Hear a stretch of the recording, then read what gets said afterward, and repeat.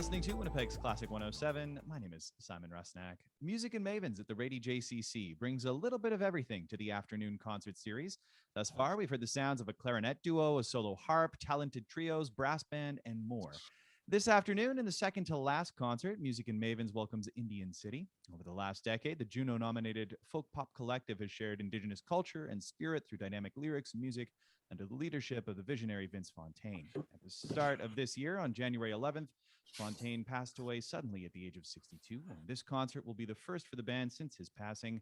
I'm joined now by band member Jeremy Koz. Thanks for taking the time to chat with me today, Jeremy. Absolutely. Pleasure to be here. Well, let me begin by offering you and the band condolences on the passing of Vince Fontaine. Thank you. It was a shock, obviously a shock to everyone. So exactly as you say, I mean, it was a shock to all of us, a sudden loss felt by the entire Manitoba music community. But what did he mean to you personally? So many things. He was just, he was a great friend. He was a teacher, an elder. He was a bandmate. He was a leader. He just, I was just talking about this yesterday that, obviously he was really inspired us with music, and he always had something. He always had a project that he was working on. And when he finished that, he was on to the next. And it was always, he got you excited about everything that he was working on. And at the same time too, I've been through a lot over the past, few years. And if there was any hard times, he would be following up the next day. Hey, how you doing today?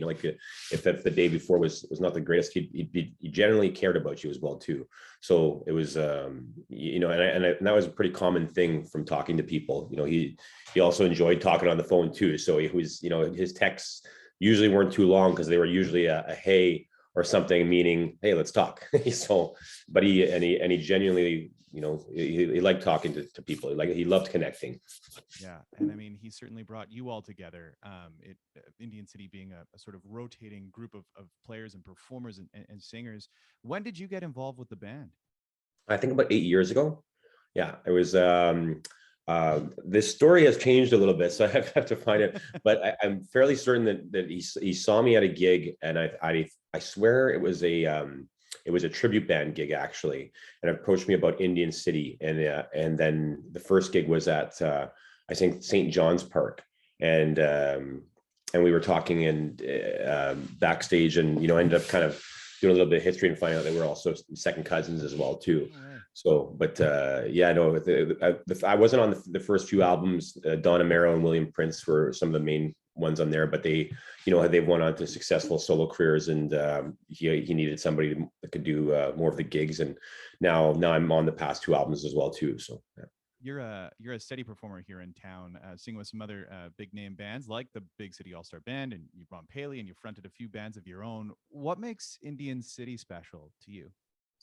Well, I definitely wanted something that to discover more of the Indigenous side of me. It was a perfect band for that. Something that still focuses on my passion. And then being able to Vince was a big part of it as well too, actually, because of the way that he does talk, and the history that he does have, and the teachings that he does have as well too. But I just really like the music. It was I like the albums. I love the albums, and being able to work. Never mind.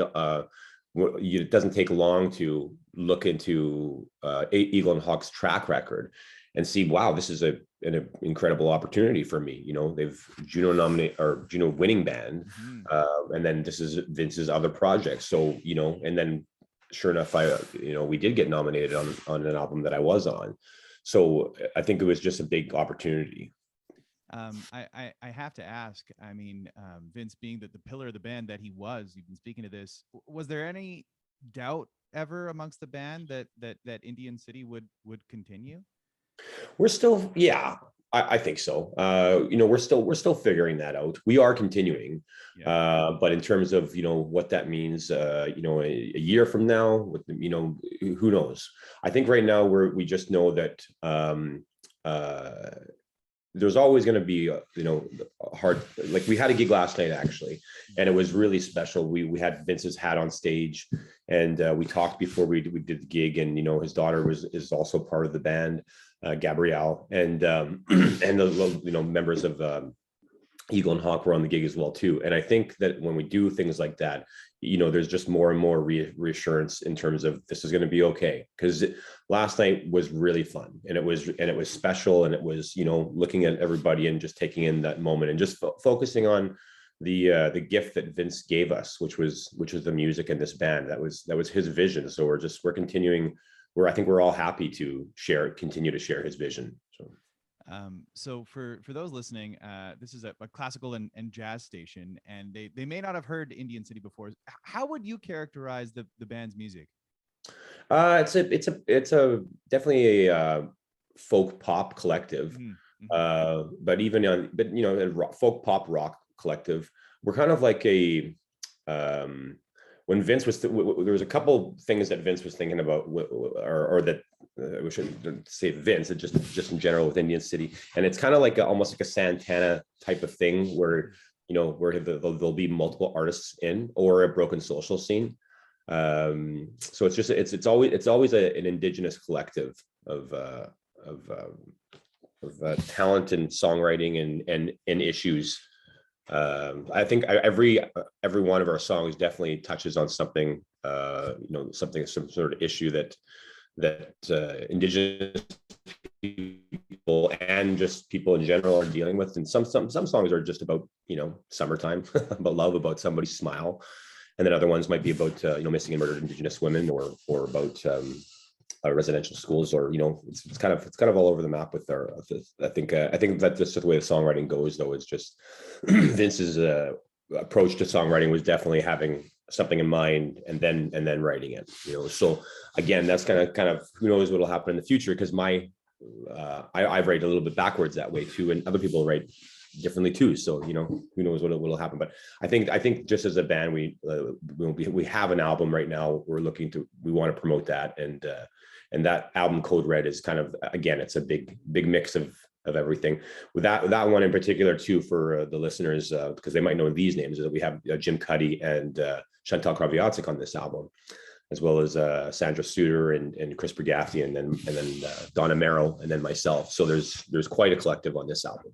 Yeah, certainly there is. And I mean, I think that just speaks to the people who wanted to get involved and to work with Indian City. And Code Red came out back in October. I imagine that some cuts from that album are going to be played as part of the Music and Mavens concert series.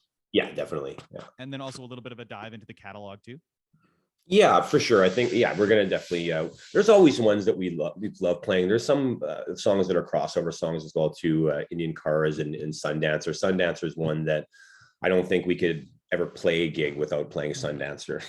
So it's a one that resonates with people, and it was one I think that I can't recall if who Vince wrote that with. I think it might have been with Spatch, but I don't remember now. Yeah.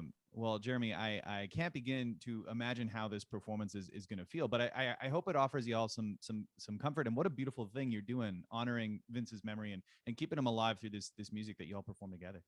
Yeah, it's going to be really special. And what's really nice about this one is that it's accessible, so people can watch it online afterwards. I know that people are wondering, and the healing, it still continues, that people are healing. I still, bump into people. I mean, it's only been over 2 months, but, and then even with me too, with, I think we all had a moment last night that we all kind of talked about, that, this part in the set, I almost broke there, and we all had different moments of that. So we just don't know when that's going to happen. So I hope that,